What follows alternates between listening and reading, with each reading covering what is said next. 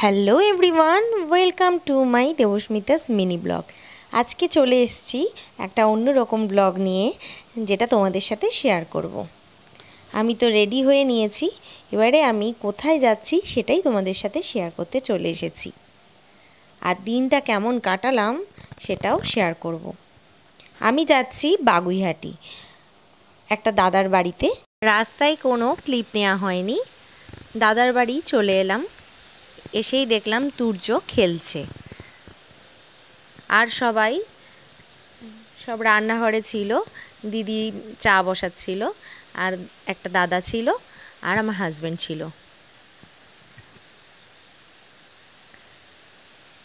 তুর্যর তো খুব মজা, আমরা ওদের বাড়িতে গেছি। তুর্যকে খাওয়াচ্ছিল আর আমি কিছু ভিডিও ক্লিপ নিচ্ছিলাম। এই হচ্ছে আরেকটা পুচকুসোনা, দুটো পুচকুসোনা। দিনটা কিন্তু ভীষণই ভালো কেটেছে। এরপর আমরা ওই দিনকে তো আমরা মজা করলাম, পরের দিনকে আমরা চলে গেছিলাম ইকো পার্কে। উবের থেকে টোটো বুক করা হয়েছে, তো বুক করে আমরা চলে গেলাম 2 নম্বর গেট আড্ডা দিতে দিতে। নেমে গেলাম আমরা 2 নম্বর গেট, দুখানা টোটো আমরা বুক করা হয়েছিল। এই যে পুচকুসোনা ক্যামেরা দেখলেই ক্যামেরার দিকে তাকিয়ে থাকে আর খুব সুন্দর পোজ দেয়।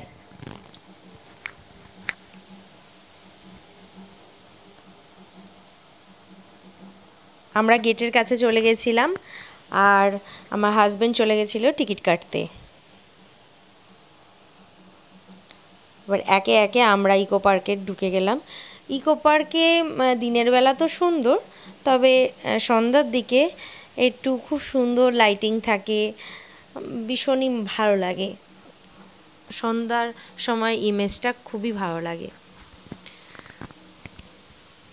তো ইকো পার্ক যাবে শুনে মনটা তো ভীষণই খুশি হয়ে গেছিলো। চলো, অনেক দিনই যাওয়া হয় না।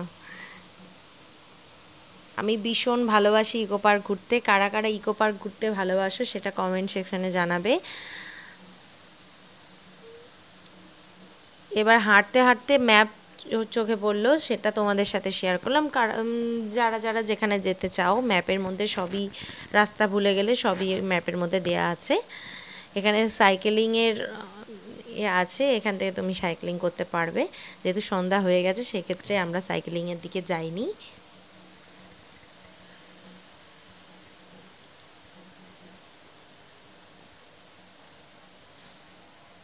সব আমরা একে একে একটু এদিক ওদিক ঘুরছিলাম।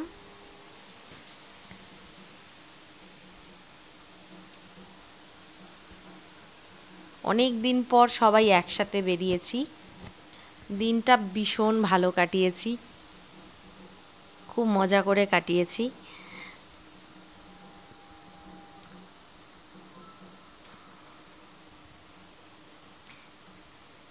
সবাই একে একে একটু ছবি টবি তুলছিলাম, ওখানে দাঁড়িয়ে কিছুক্ষণ টাইম কাটানো হলো।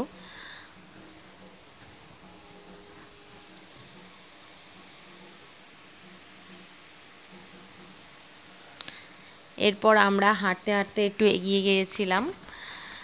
সবাই বলছিল খিদে পেয়েছে, চলো কিছু খাওয়া যাক।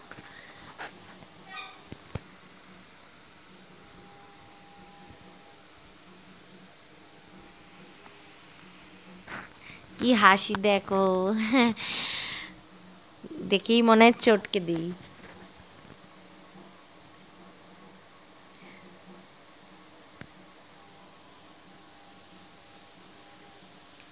এরপর আমরা কি খাবো ঠিক করতেই পারছিলাম না। তারপর ওই সাইড থেকে ঘুরে আমরা এই সাইডটা এসেছি। ঝর্ণা হচ্ছিল, খুব ভালো লাগছিল। ভাবলাম এটাও ভিডিও ক্লিপের মধ্যে নিয়ে নেই। যদিও তোমরা ইকো পার্কে গেছো, তাহলেও আমি গেছি, আমি এই ভিডিও ক্লিপটা তোমাদের সাথে শেয়ার করেছি। ভিডিওটা ফুল ওয়াচ করো, সবাই কেমন লেগেছে অবশ্যই কিন্তু জানিও।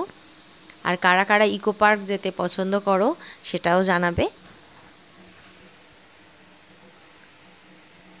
সন্ধ্যার টাইমে এই জায়গাটায় এসে একটু চুপ করে বসে থেকে একটা অন্যরকম ভালো লাগা আছে এখানে। তার জন্য সন্ধ্যার সময় যদি ইকো পার্কে আসা যায় সেটাও ভালো, দিনের বেলা তো ভালোই।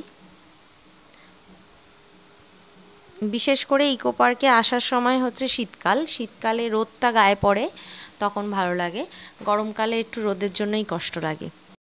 সূর্য খোলা জায়গা পেয়ে নিজের মতন খেলা করছে।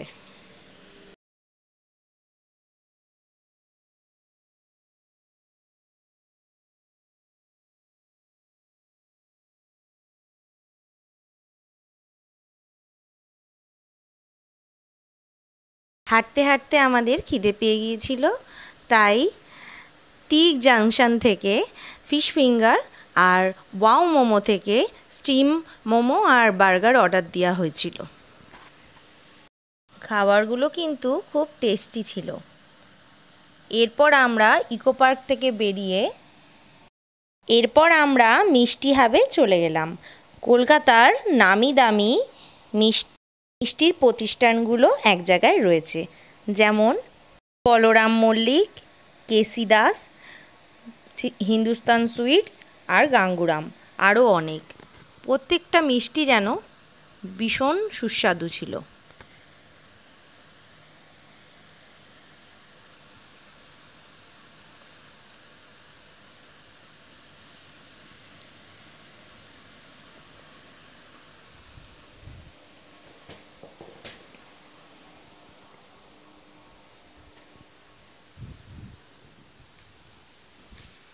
মিষ্টি তো আমার ভীষণ ভালো লাগে, আর কার কার মিষ্টি খুব ফেভারিট সেটা কিন্তু কমেন্টে জানাতে কেউ ভুলবে না।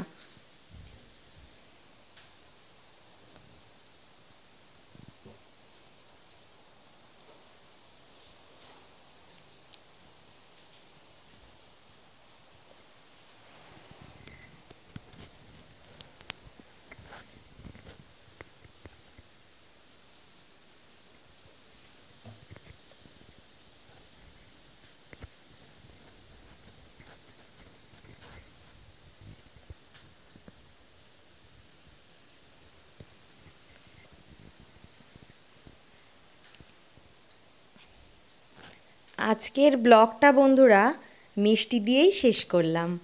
কেমন লেগেছে অবশ্যই কিন্তু জানাতে ভুলবে না।